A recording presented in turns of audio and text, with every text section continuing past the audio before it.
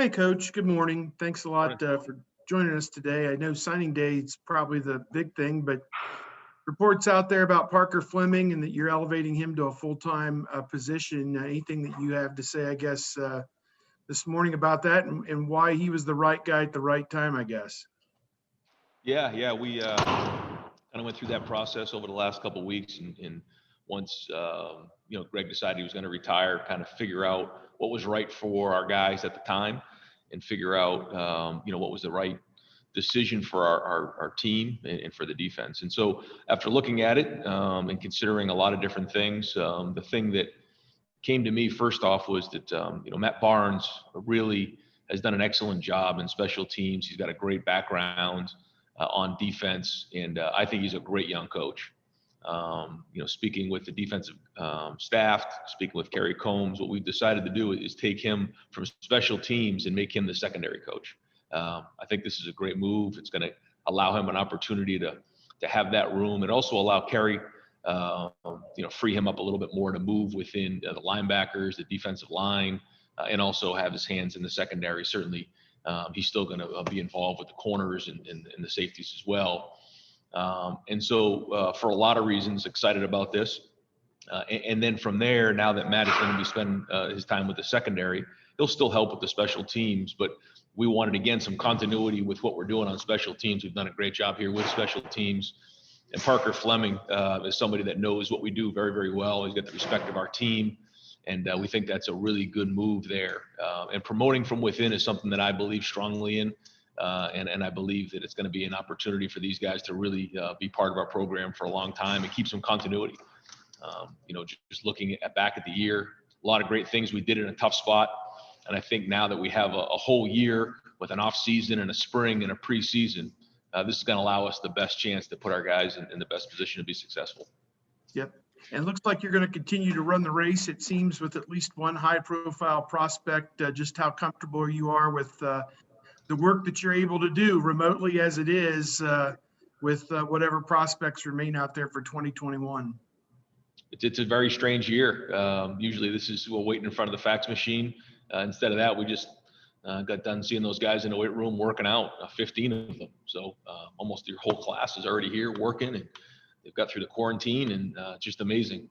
But yeah, this year is very, very different. So we're gonna keep pounding away, keep recruiting. We're certainly working really hard in the next class, but there are still a few remaining guys out there that we'll keep recruiting throughout the next couple months, hoping that we can start getting some guys here to visit maybe in late spring, early summer. Thanks. All right, we'll go next to Rob Aller, Columbus Dispatch. Hey, Ryan, can you hear me all right? Yeah, sure.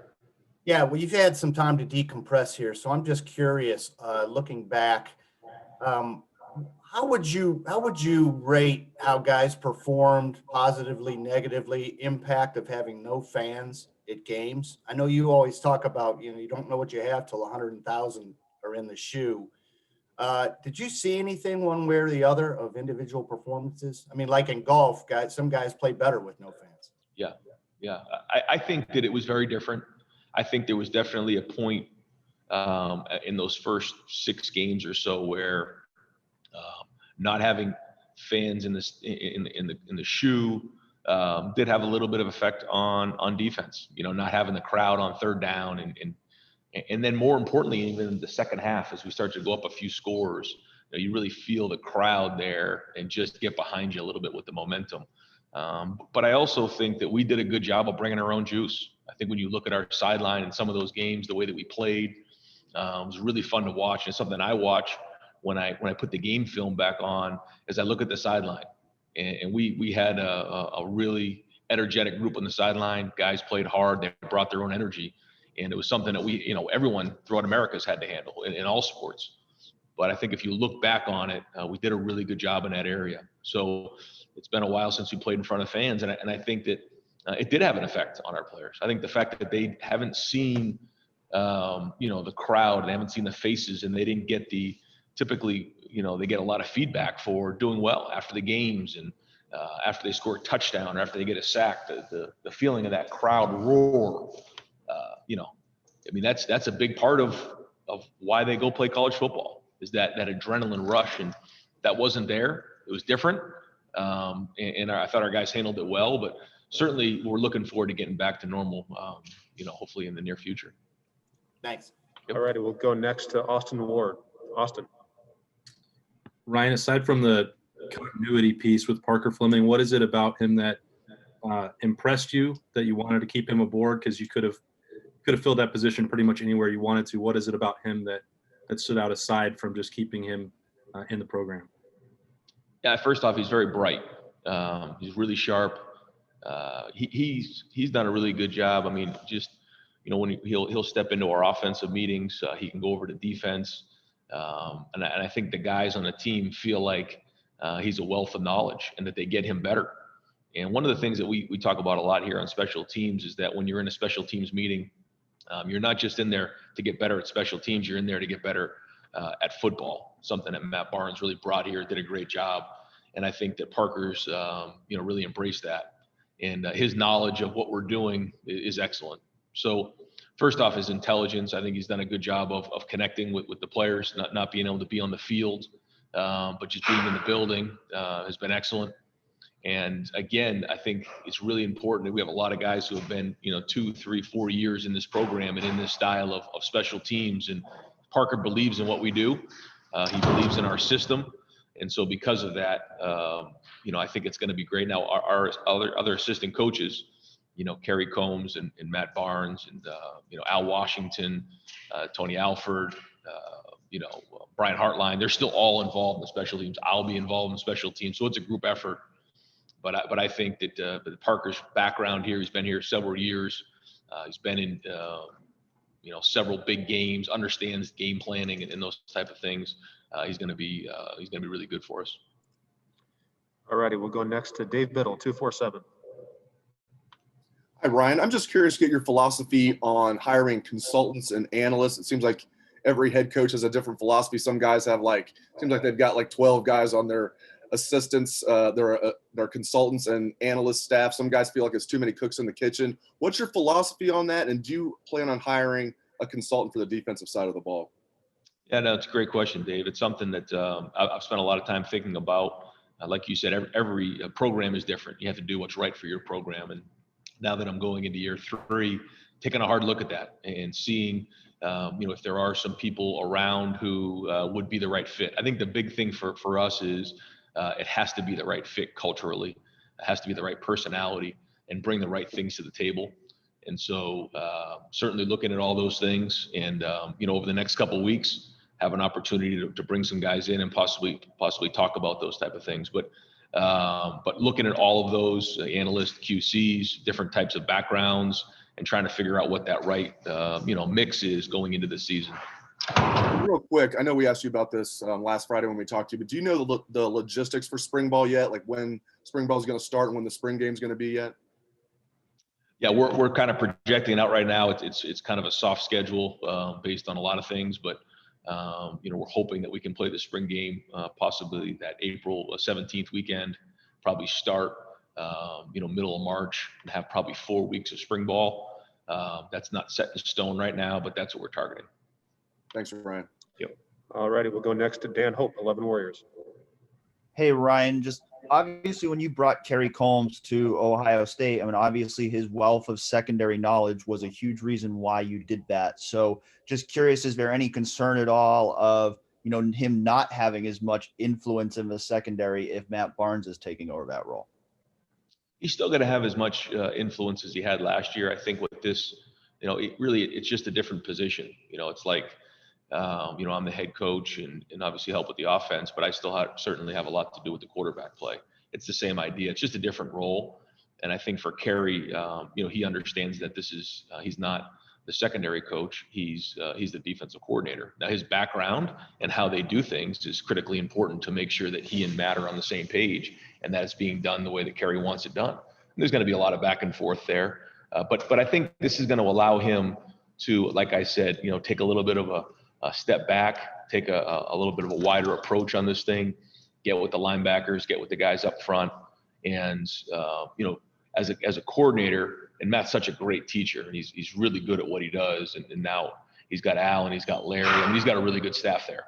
And I think that opportunity for him to take a step back, be the coordinator, bounce around a little bit. Still going to have a major impact, still going to take corners, still going to take some of the nickels and those type of things and work with them. But just a little bit of a different role. And I think that's going to really help this year. And when you have a guy that you're recruiting that might not make a decision until April or May, how do you handle that in terms of roster management? Yeah, I mean, it's tricky, and it's tricky now because there's a lot of dynamics at play with the extra year of eligibility. You know, it's very unique. These next few years will be a little bit of a challenge that way. But you know, with the one-time transfer rule, you know, hopefully we don't lose anybody. But you know, I think the opportunity for some of these guys to move on, coming possibly, you know, maybe late May, based on when that rule comes up. You know, there's going to be opportunity, and unfortunately, there may be some guys who decide that they want to move on, and so we have to project that out the best we can. But again, that's a moving target as well, and we'll try to do the best we can. But you know, if there's certain people out there that we really want to save a spot for, we will, and we make sure that, you know, we always have something available for a great player. All righty, we'll go next. Bill Rabinowitz, Columbus Dispatch. Hi, Ryan. You've had time to digest what happened in the Alabama game, specifically how their offense was able to exploit some things.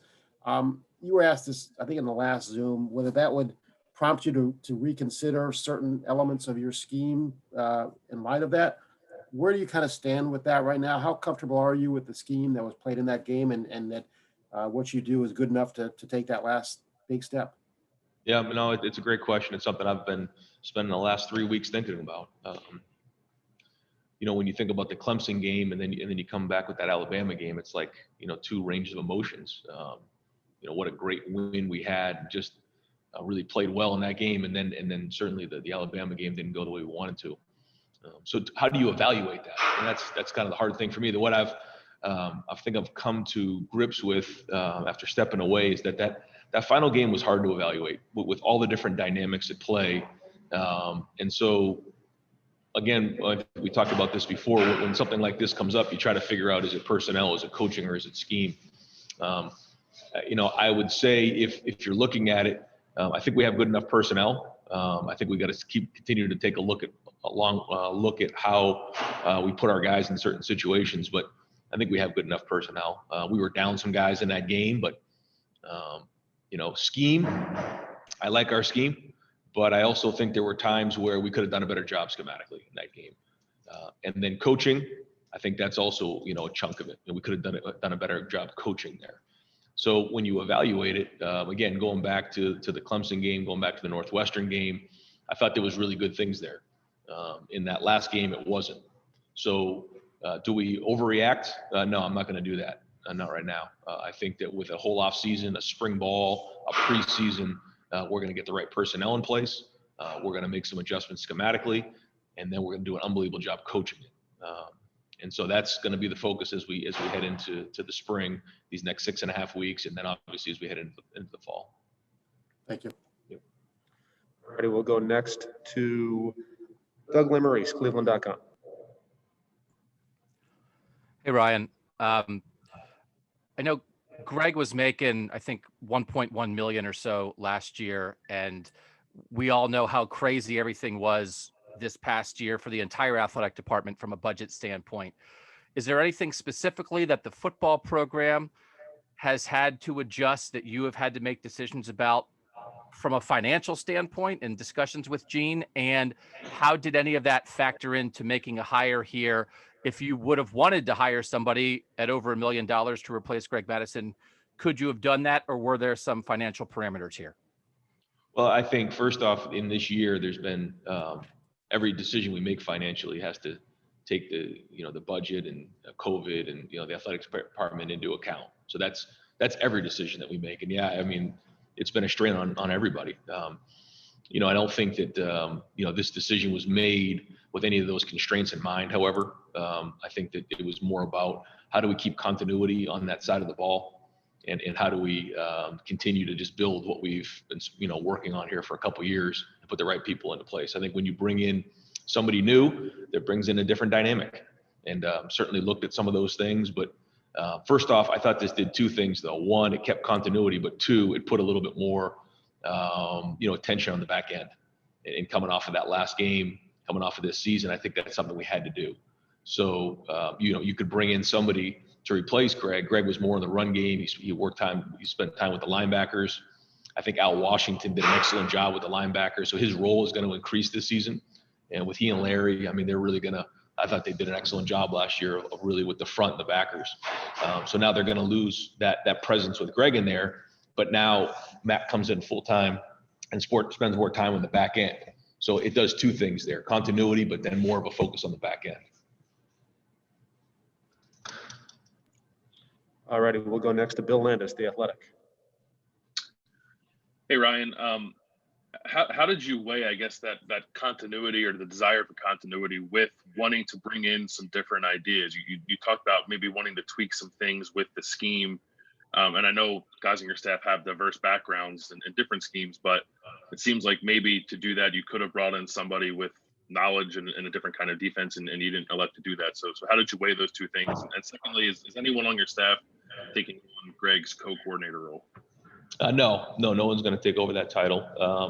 I mean, I thought about it, but we have really good minds in there, really good thoughts.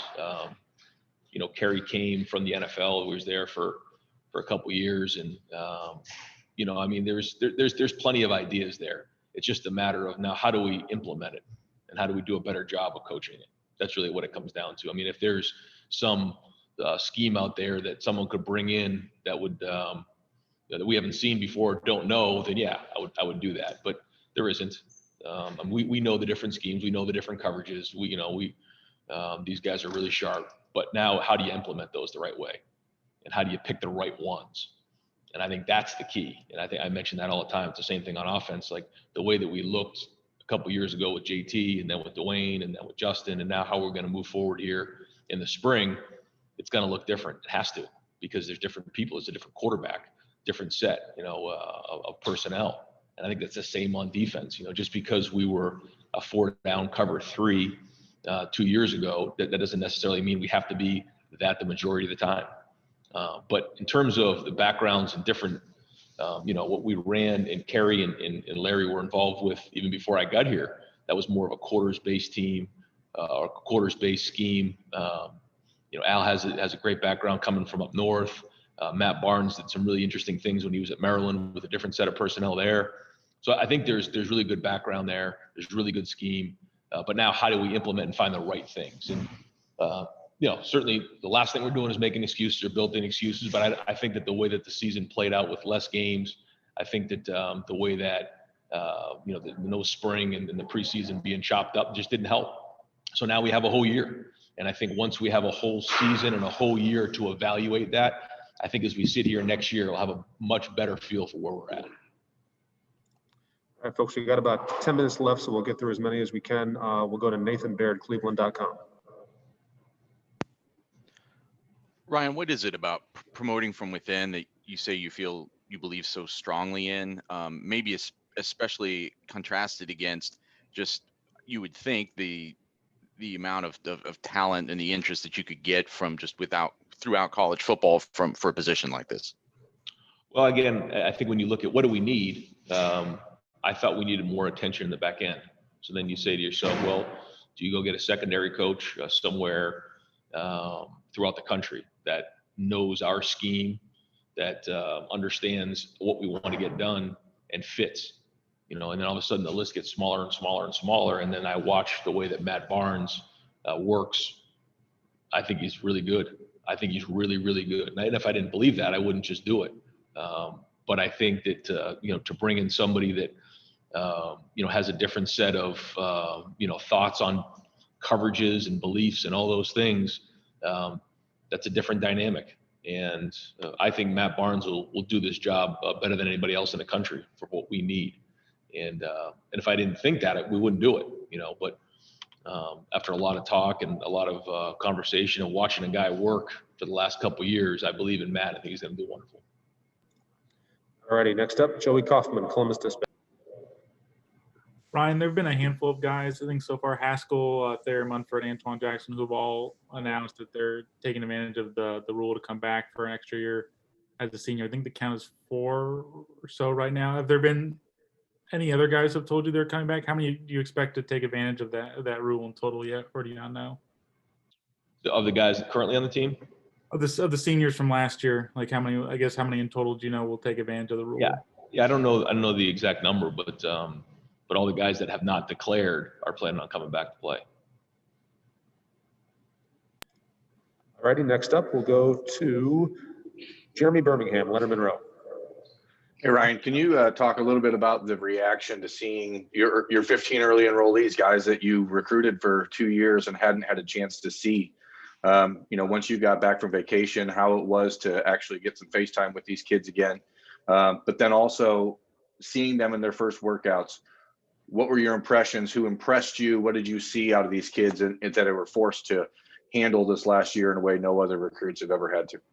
First off, the couple just things that come to mind. First off, when they got here, they have to quarantine for a week. Very difficult, very challenging. We would usually have dinners with the families, spend some time in the Woody with the coaches. Weren't able to do that. So we're still in COVID protocol.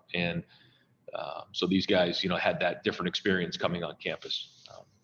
The second thing is really, really impressed with the quality of people in this class. First off, they are really tight.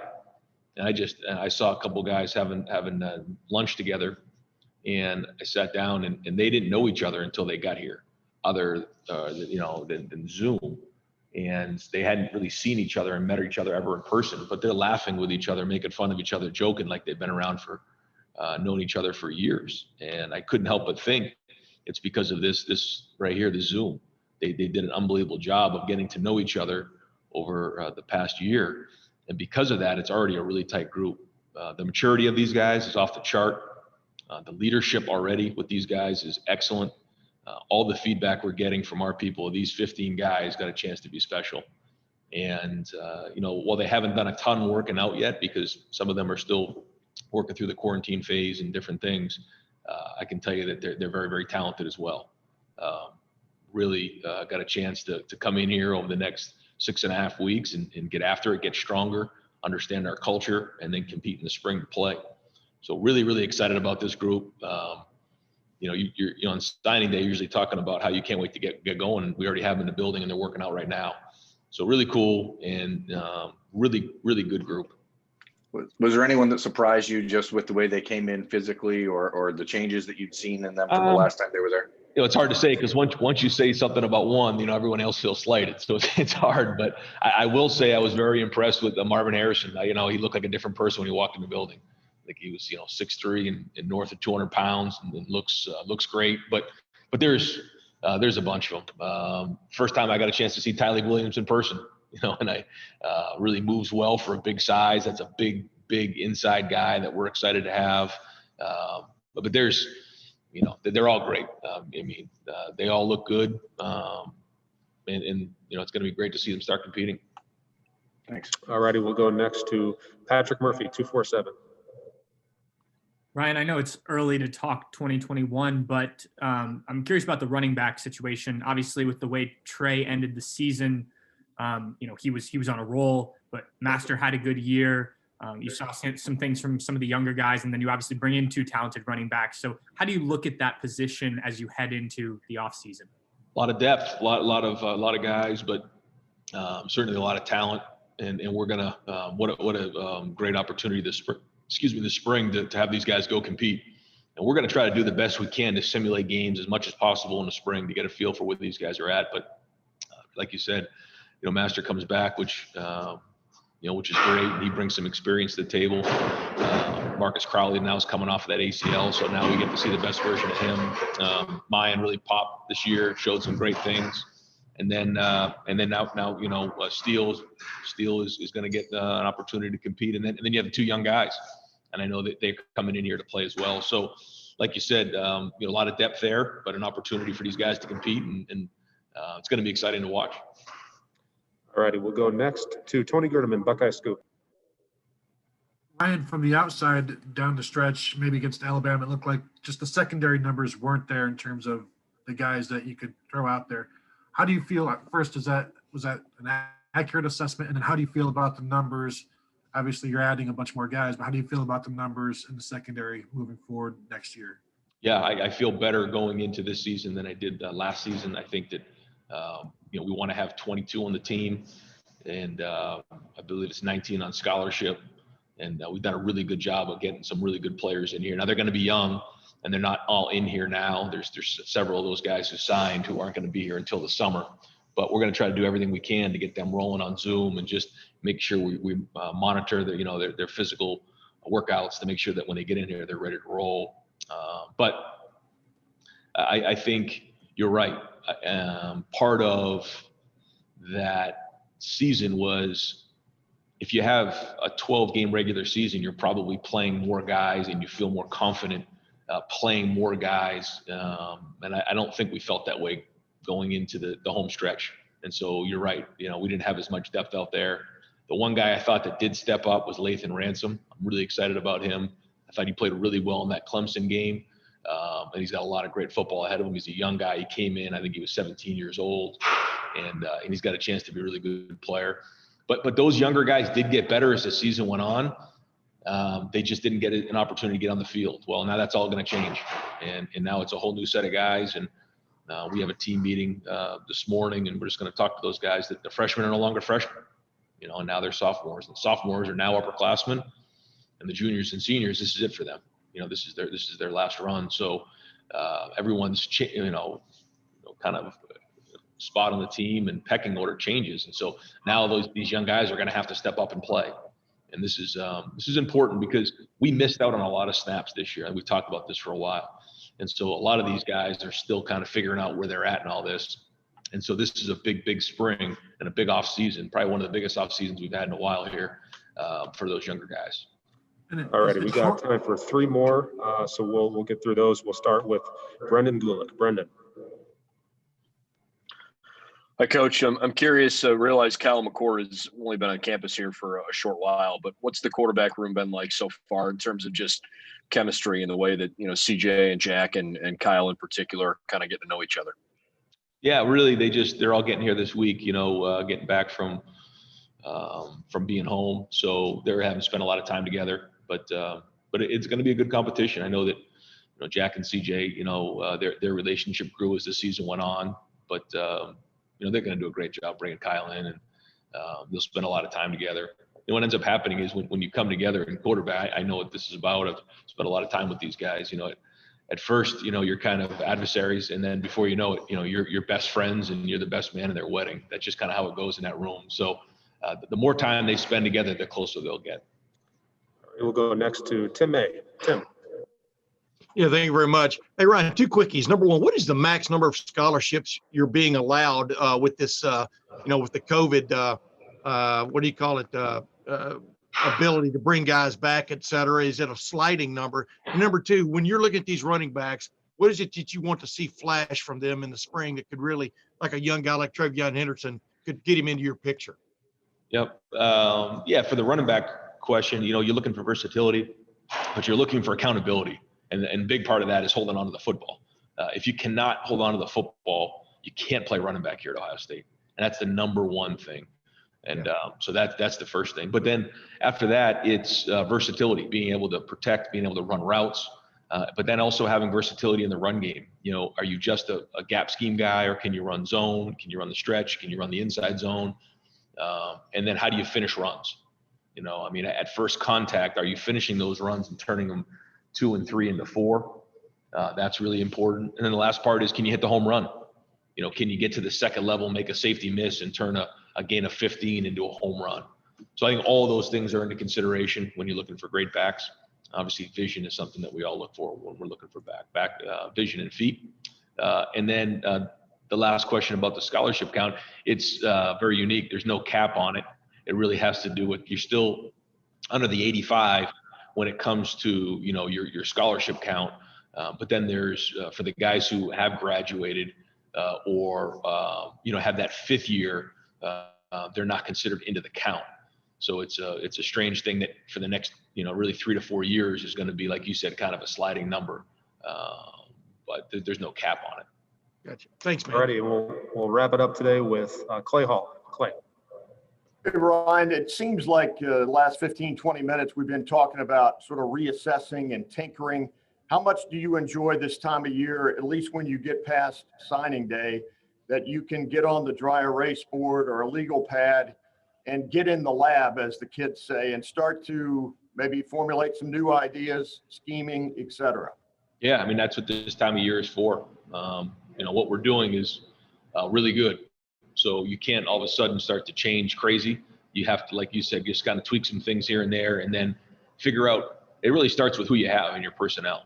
And it starts exactly with that. You put those guys up on the board, and we figure out, how do we put these guys in best position? What schemes, what different ways can we put these guys in a situation to be successful? Then that's where it starts, and then it goes from there. So again, what we've done, we've won 4 straight Big Ten championships here. Certainly had a huge win, the CFP against Clemson. And so, we certainly don't want to start changing things, but we do want to make sure that we're tweaking things the right way and that we're continuing to build and stay ahead of the curve. Do things feel All right, more? Coach Day. Thank you very much for your time. I appreciate it.